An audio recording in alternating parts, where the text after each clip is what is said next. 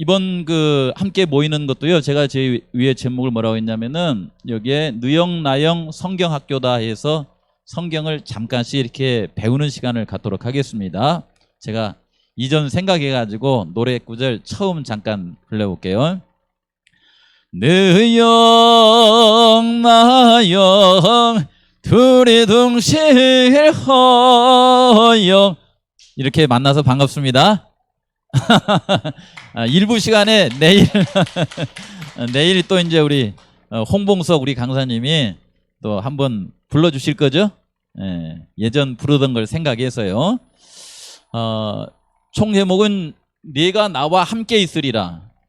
우리가 그냥 이 세상을 평범하게 사는 것도 좋지만은 하나님께서는 우리가 이 땅을 어떻게 살아가기를 원할까, 이렇게 생각을 하시면서 성경에 있는 말씀을 읽고 또 하나님을 바라보며 살아가는 것도 굉장히 중요합니다. 특별히 이번 한 주간 동안에는 하나님께서, 특히 예수님께서 우리와 함께 살기를 원하는 말씀이에요. 네가 나와 함께 있으리라. 그래서 여기에 있는 그림을 이렇게 보시면은 한쪽에는 예수님이 십자가에 달리신 모습이 보이죠. 근데 여기 예수님이 어디를 보고 있는 것 같아요? 이쪽 위에 있는 요 그림을 보는 것 같죠. 요 그림은 무슨 그림이냐면은 예수님이 십자가에 달려 돌아가시고 3일 만에 부활하신 다음에 한 40일쯤 지나가지고 하늘로 이렇게 승천을 하셨어요. 승천을 하시기 전에 그분께서 약속하신 것이 뭐냐면, 하늘나라에 우리의 집이 거처가 준비되고 나면은 이렇게 천천만만의 천사들과 함께 이 땅에 와서 여기에서 살다가 예수님을 믿고 하나님을 의지하고 산 사람들을 부활시켜가지고, 이거 이해하기 힘드실 겁니다. 근데 성경을 통하여서 이제 말씀드리면은 그런 뜻이 있구나 라고 하는 걸 이해하실 거예요. 그런 분들을 부활, 또 산 사람들은 변화시켜서 공중에서 이렇게 공중에서 만나가지고 예수님과 함께 영원히, 그때는 이제 죽음도 없대요. 또 아픈 것도 없대요. 슬픈 것도 없는 그곳에서 내가 너와 함께 있으리라 라고 하는 뜻이 있어서 이 그림을 택했습니다. 성경 있는 말씀에 보시면요, 예수님께서 실제로 우리에게 주신 말씀 가운데 이런 말씀이 있어요. 내가 하늘에서 내려온 것은, 예수님이 이 땅에 초림하실 때에 하늘에서 내려온 것은 내 뜻을 행하려 함이 아니요 나를 보내신 이의 뜻을 행하려고 이 땅에 왔다, 이렇게 말씀하십니다. 나를 보내신 이의 뜻은 내게 주신 자 중에, 예수님한테 이렇게 오신 분들 가운데 내가 하나도 잃어버리지 않고 언제 다시 살리는 이것이니라 그랬습니까? 마지막 날에, 요 마지막이 오는데, 이 마지막이 언제냐면 예수님이 이 땅에 재림하시는 날이에요.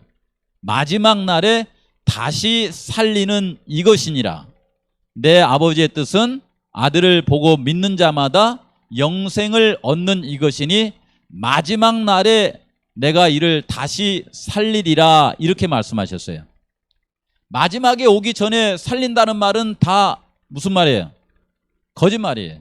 마지막 날에 한꺼번에 다 이렇게 살려가지고 예수님께서 내가 너희들과 함께 있으리라 라고 하는 말씀을 성취하신다라고 하는 것입니다.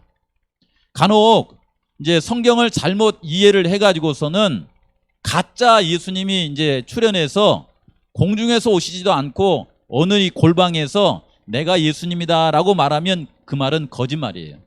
그래서 우리 삼촌들이 성경에 있는 말씀을 조금 배우지만은 제대로 배워가지고 잘할 필요가 있어요. 그래서 조금 배웠어도 어디 가서 딱 얘기해가지고 잘못 얘기하면은 그거 성경적으로 틀린 말이야, 이렇게 할 수 있어야 됩니다. 아시겠죠? 예. 그런 뜻을 같이 한번 살펴보도록 그렇게 하겠습니다. 오늘은 첫째 날로 뭘 좀 같이 이렇게 배우냐면요, 용서에 관한 거예요. 용서. 아까 우리 시작 전에 제가 말씀드렸지만은 이 세상 사람들 가운데 용서받지 못해서, 또 용서하지 못해서 고생하는 사람들이 많이 있어요, 없어요? 많죠. 그렇죠. 용서받지 못하고 용서 못하면은 속이 어때요? 속이 터지죠. 그래서 용서하지 못하고 용서받지 못한 사람들은 마음속에 이렇게 분노심이 있대요. 그다음에 어떤 두려움이 있다는 겁니다.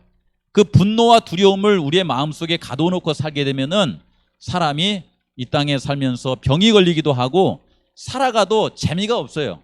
불행하다는 거예요.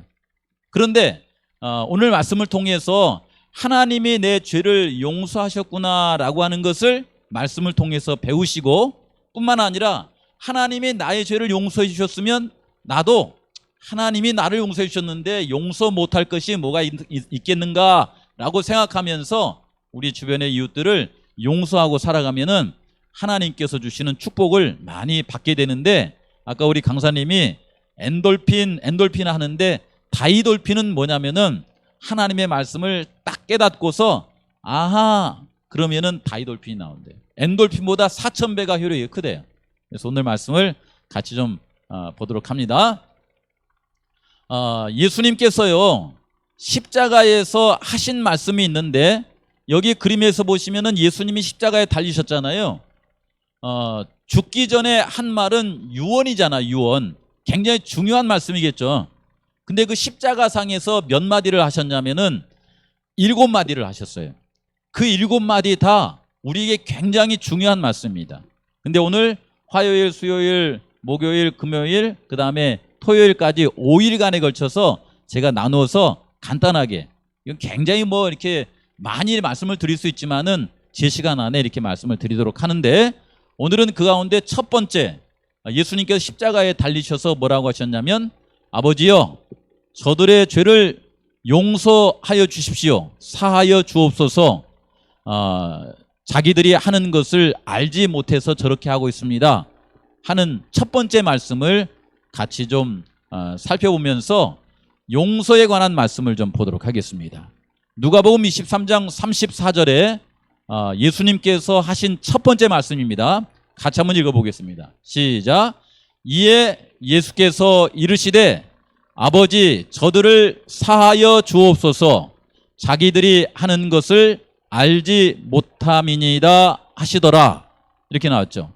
여기 사하다라고 하는 빨간 글씨의 말씀은 뭐냐면은 용서할 사자예요. 용서할 사자. 사하여 주십시오라는 말은 뭐냐면 용서해 주십시오 그 말입니다. 제가 왜 한문을 여기다가 이렇게 넣어놨냐면은 용서할 이 사자라고 하는 이 사자는 붉을 적자에 칠복자가 더해진 한자예요. 이것이요. 칠복은 뭐냐면 죄를 지면은 우리가 옛날에 곤장을 맞는다고 그러잖아요.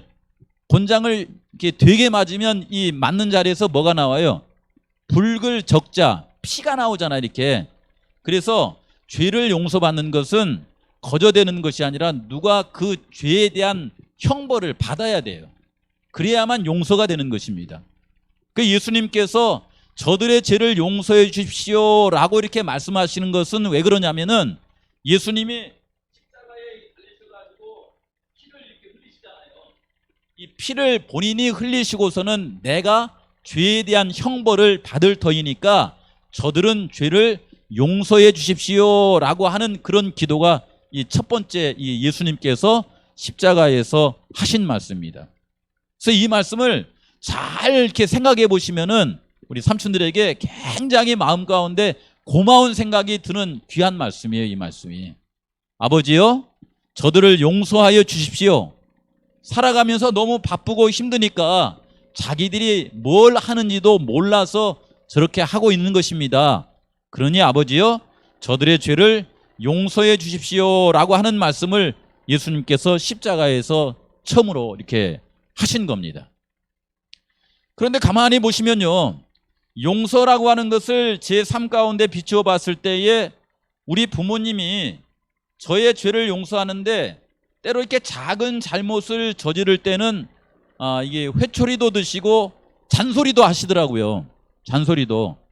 그런데 작은 죄가 아니라 조금 큰 죄를 지으면은 저희 어머니께서 그냥 묵묵부답 이렇게 쳐다보시기만 하시고 그냥 부모님이 책임을 져줘 보시더라고요. 근데 살아가다 보면은 말도 안 되는 큰 죄를 지을 때 있잖아요. 말도 안 되는 큰 죄를 지을 때는 쳐다보지도 않고 화도 안 내더라고요. 그냥 그걸 책임져 줘 보시더라고요. 제가 잘못을 했는데 저의 잘못에 대한 책임을 누가 져줬어요? 어머니, 아버지가 다 져주시는 거예요. 왜 그렇게 하셨을까요? 방금 말을 해버렸지만은 그분들이 저를 낳아주신 부모이기 때문에 그렇습니다.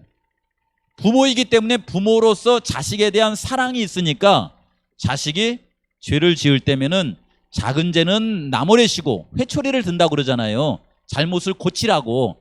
그 다음에 중간 정도나 큰 죄가 있으면 그냥 쳐다보시다가 웃고는 책임을 져줘버리시는 거예요. 왜냐하면 저를 낳아주신 부모님이기 때문에 그렇습니다. 근데 그 예수님께서 십자가에 달려 돌아가시면서 뭐라고 하시냐면 아버지 저들의 죄를 용서해 주십시오 하고서는 우리들이 져야 되는 죄의 책임을 저분이 지시면서 우리를 용서해 달라고 하실 때는 저분이 우리에게 어떤 분이시기 때문에 그럴까요? 그렇죠. 아버지 하나님. 그렇죠. 하나님이기 때문에 그런 거예요. 우리를 만드신 분이시기 때문에 우리의 죄를 용서해 주지 않고서는 견딜 수 없는 그런 사랑을 저분의 마음속에 가지고 계시기 때문에 저희를 하셨다라고 하는 것입니다. 예수님은 이 땅에 오실 때부터 오실 사명이 뭐였었냐면요, 우리를 죄 가운데서 구원하시기 위해서 이 땅에 오셨다라고 이렇게 말합니다. 그래서 예수님이 여기 요셉과 마리아가 있는데 요셉과 마리아가 결혼을 해가지고 함께 이제 잠을 자서 태어나신 분이 아닙니다. 이 둘은 서로 정혼은 했지만은 잠은 안 잤어요. 그래서 여기에 안고 있는 예수님은 요셉의 어떤 유전적인 육신적인 자녀가 아니에요. 마리아가 요셉과 동침을 안 했는데 아이를 가진 거예요. 성경을 읽다 보니까 이 일이 어떻게 생겼냐면은 하늘에 계신 예수님께서 하나님께서 이 예수님을 이 땅에 보내주셔서 우리를 죄 가운데서 구원하여 주셔야 되는데 이 여인의 몸을 통해서 우리와 같은 사람으로 태어나게 하고 싶은 거예요. 그래서 성령을 통해서 예수님을 이 마리아의 태에 이렇게 가지도록 이렇게 한 겁니다. 성령으로 말미암아 잉태했다 이렇게 말하거든요. 그래서 이분이 태어날 때에 마리아에게 이분이 태어나면은 뭐라고 이름을 지으라 이렇게 했냐면은 아들을 낳으리니 이름을 뭐라고 하라고 그랬어요? 예수라 하라 이렇게 하셨어요. 예수라 하라. 우리 교회에 오면 예수님 이렇게 말하잖아요. 예수라고 불러라. 왜냐면은 이는 예수가 자기 백성을 그들의 죄에서 뭐 할 뿐이라는 거예요? 구원할 자다 이러는 거예요. 자기 백성을 그들의 죄에서 구원하시기 위해서 이 땅에 오는 거니까 그분의 이름을 예수라 하라 이렇게 말하는 거예요.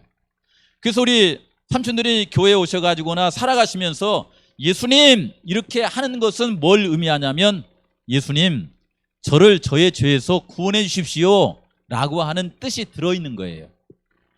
아시겠죠? 예수님 이렇게 하는 것은 우리에게 굉장히 큰 축복이 됩니다. 본래는요 하나님께서 사람을 만드실 때에 이 세상을 만드실 때에 창세기 1장과 2장에 있는 말씀을 보시면요 죄가 없는 곳에서 아주 이렇게 행복하게 살도록 하나님께서 이 세상을 만들었습니다. 그래서 아담과 하와를 어디에 살도록 했냐면은 에덴 동산에 살도록 하셨다고 그래요. 에덴 동산이라는 뜻은 뭐냐면 행복한 동산이다 라고 하는 뜻이에요. 행복한 동산. 죄가 없으니까 또 죽는 일도 없으니까 그곳은 늘 기쁜 일이 가득하겠죠. 기쁨의 동산이다 라고 하는 곳이에요. 그래서 이 한문에도 보시면 이것이 동산 원자인데 네모가 뭐냐면은 에덴 동산을 뜻해요. 거기에 여기 흙토의 입구자 있죠. 흙으로 만든 뭐 이렇게 새나 짐승들 사람들이 함께 모여서 어떻게 사냐면 이 밑에 있는 것이 사람 인자 2개입니다. 서로 이렇게 의좋게 화목하게 살아가는 곳이 어디냐면 에덴 동산이에요. 그런데 이곳에 뭐가 들어와 버렸냐면 죄라고 하는 것이 들어와 가지고 사람의 이렇게 그 마음속에 죄가 들어오면 어떻게 되냐면 욕심이 많아져 버려요. 그다음에 이기심이 생기고 네가 크냐 내가 크냐 이렇게 하면은 항상 누가 커요? 내가 더 커요 이렇게요. 왜냐하면 죄가 마음속에 들어와서 그렇습니다. 그래서 이 죄를 우리가 잘 다스리지 못하면은 서로 막 다투고 욕심을 내고 이렇게 하는 그런 게 현상이 드러나거든요. 이 죄가 이 땅에 들어온 이래로 이 땅에 태어난 모든 사람들이 죄의 영향을 받고 살아가요. 우리 삼촌들은 마음속에 욕심이 있어요, 없어요? 욕심. 바다에 가가지고서는 이거 여기 눈에 이렇게 여기 뭐가 이렇게 보이면은 내가 더 많이 죽고 싶어요? 아니면 양보하고 싶어요?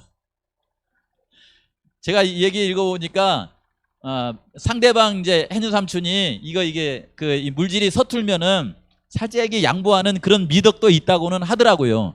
그런데 마음속에 전혀 욕심이 없는 사람이 있어요, 없어요? 전혀 욕심이 없는 사람은 없겠죠.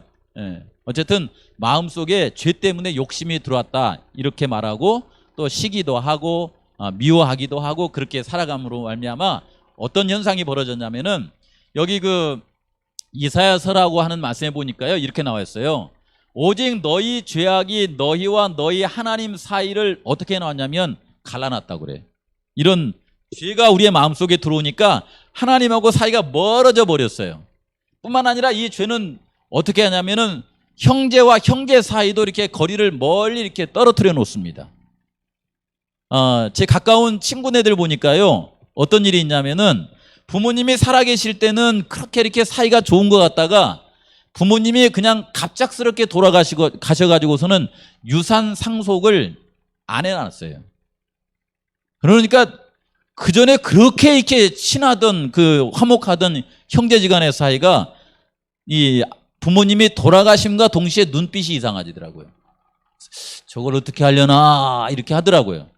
기왕이면 내가 더 많이 받았으면 좋겠죠. 우리 이렇게 하면서 야야 네가 더 좀 많이 가져라 야. 네가 고생스럽지 네가 힘들지 너 좀 많이 가져라. 이렇게 하는 사람 많지 않잖아요 우리 주변에. 그래서 그렇게 하니까 그냥 욕심 때문에 그 좋은 형제의 사이가 때로 멀어지는 경우도 있는데 여기 뭐라고 했냐면 바로 죄가 그런 일을 만들어 놨다 이렇게 말합니다. 그런데 예수님께서 이 땅에 오셔서 사시는 동안에요 그런 죄로 말미암아 또 이렇게 시기 질투 이런 것으로 말미암아 이 중풍이 걸린 한 사람이 있었어요. 중풍이. 그가 중풍이 걸리기 전에는 그런 삶이 정상인 줄 알았는데 중풍이 걸리고 나서 사지를 못 쓰고 살아가다 보니까 남는 건 시간이요 늘 생각만 하잖아요. 하니까 이건 내가 건강할 때 죄를 지어서 그러는구나. 욕심을 많이 내서 그러는구나. 이웃에게 내가 시기 질투심을 가져서 이런 중풍에 걸렸구나 하는 생각이 마음속에 막 가득 차니까 죄책감이 막 드는 거예요. 그러면서 얼굴이 막 어두워졌습니다. 그런데 이 중풍병 걸린 이 사람의 친구들이 당신은 예수님을 만나면 좋겠습니다. 예수님을 만나면 당신에게 인생의 해답을 찾을 수 있을 것 같습니다. 하고서는 들것에 들어가지고서는 예수님을 찾아갔어요. 그런데 예수님이 많은 사람들에게 둘러싸여가지고 이렇게 거기에 들어갈 수가 없는 거예요. 그러니까 이 친구들이 어떤 꾀를 냈냐면은 여기 지붕 있죠. 이 지붕을 이렇게 뚫고서는 이 친구를 이 끈을 매달아 가지고서는 글로 내려보낸 겁니다. 이렇게 예수님이 이렇게 많은 사람들을 가르치고 있을 때 예수님께서 거기 내려온 중풍병 걸린 이 사람을 보니까 첫째는 지나가는 세월 동안에 지은 죄 때문에 많이 괴로워하는 거예요. 그러니까 예수님이 이 사람을 만나자마자 뭐라고 했냐면 소자야 내 죄사함을 받았느니라 이렇게 말씀하시는 거예요. 뭐라고 했어요? 소자야 내 죄사함을 받았느니라. 여기 소자라고 하는 말은 마치 이런 겁니다. 우리 삼촌들께서 손주가 집에 오면은 뭐라 그래요? 아이고 아가 이렇게 그러죠. 친밀한 용어잖아요. 아가 이렇게 한 것처럼 예수님이 이 사람을 사랑하는 그런 마음으로 아가 네 죄를 사함 받았느니라 이렇게 말씀하시는 거예요. 그러니까 그 주변에 있는 사람들이 무슨 생각을 하냐면은 죄는 누구만 용서할 수 있다고 그랬어요. 우리를 만드신 창조주 하나님이라고 그랬죠. 하나님만 용서할 수 있는데 이분이 만약에 용서한다면은 이 앞에 계신 예수님이 어떤 분이라는 거예요? 하나님이거나 하나님이 보내신 분이라고 하는 거죠. 그래서 그들의 마음속에 좀 안 좋은 생각을 했어요. 이렇게 생각한 겁니다. 이 사람이 어찌 이렇게 말하는가? 신성모독이로다. 오직 하나님 아버지 한 분 외에는 누가 죄를 사하겠는가? 이런 생각을 마음속에 가지니까 예수님께서 그들의 생각을 알아채시고는 뭐라고 하시냐면 이렇게 말씀하셨습니다. 너희들 마음 가운데 왜 그런 생각을 하느냐? 이 중풍병자에게 네 죄사함을 받았느니라 라고 하는 말과 네가 건강해져서 네 상을 가지고 걸어가라 라고 하는 그 말 중에서 어느 것이 더 쉽겠느냐? 이렇게 물었어요. 어느 게 쉬울까요? 걸어가라 라고 하는 말씀이 사실은 더 쉬워요. 왜냐하면 하나님은요 창조할 수 있는 능력이 있거든요. 그런데 이 내 죄사함을 받았느니라 라고 하려면은 어떻게 해야 돼요? 이 사람의 죄에 대한 책임을 져줘야 되죠. 아까 제가 용서할 그 사자라고 말했잖아요. 피를 흘려가지고서는 이게 죄에 대한 책임을 져줘야 되는 거예요.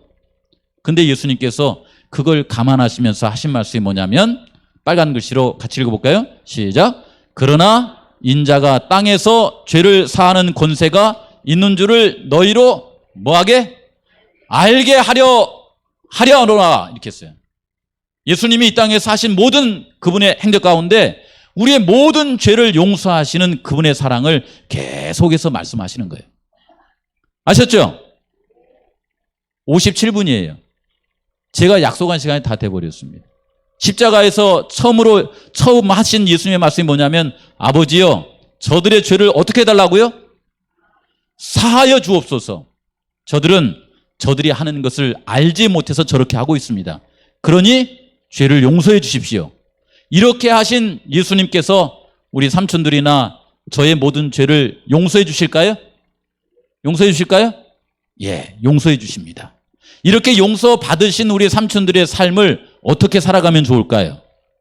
한 번은 형제가 있는데 이 형제 간에 계속 티격태격 싸우는 거예요. 그냥 뭐라고 해도 이렇게 말을 듣지 않고 이렇게 하도 싸우니까 엄마가 그 형과 동생을 보고서 뭐라고 했냐면은 먼저 용서한 사람이 성이다. 이렇게 얘기했어요. 먼저 용서한 사람이 성이다.